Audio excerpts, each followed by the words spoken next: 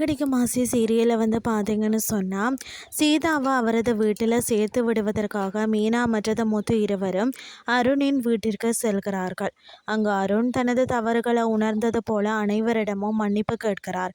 இதை அடுத்து மீனாவும் முத்துவும் அருணுக்கு சில முக்கியமான அறிவுரைகளை வழங்குறாங்க.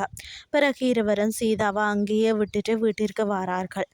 இதற்கிடையில் வீட்டில் புதிய பிரச்சனை ஒன்று உருவாகிறது. பாட்டியை வீட்டிற்கு அழைத்து வந்த நிலையில் அவருக்கு பழைய விஷயங்கள் பலவும் மறந்து போனது தெரிய வருகிறது.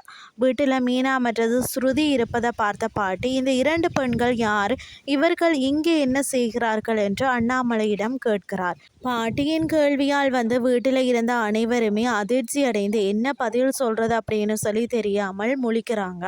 அந்த நேரத்தில் தான் முத்து சாமர்த்தியமாக ஒரு நிலைமையை சமாளிக்க முயற்சி செய்கிறார்.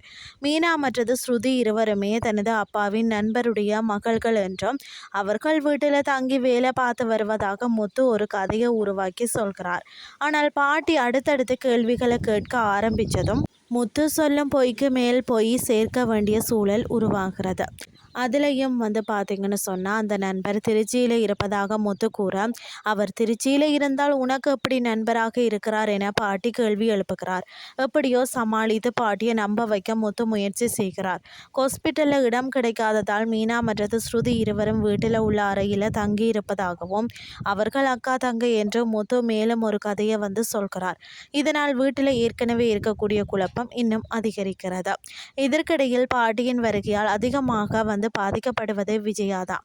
வழக்கம் போல வீட்டில் இருக்கக்கூடிய வேலைகள் எல்லாத்தையுமே விஜயாவின் தலையில விழ தொடங்குகிறது. காஃபி போட்டு கொடுத்தாலும் இன்னும் உனக்கு காஃபி போட தெரியலையா என்று பாட்டி விஜயாவை கண்டிக்கிறார். இதை தொடர்ந்து சமையல் உள்ளிட்ட வீட்டு வேலைகளையும் விஜயாவிடம் ஒப்படைக்க தொடங்குகிறார். இதனால் விஜயா மட்டுமல்லாமல் வீட்டில் உள்ள அனைவருமே பாட்டியின் கேள்விகளுக்கும் கண்டிப்புக்கும் பயந்து நடந்து கொள்கிறார்கள்.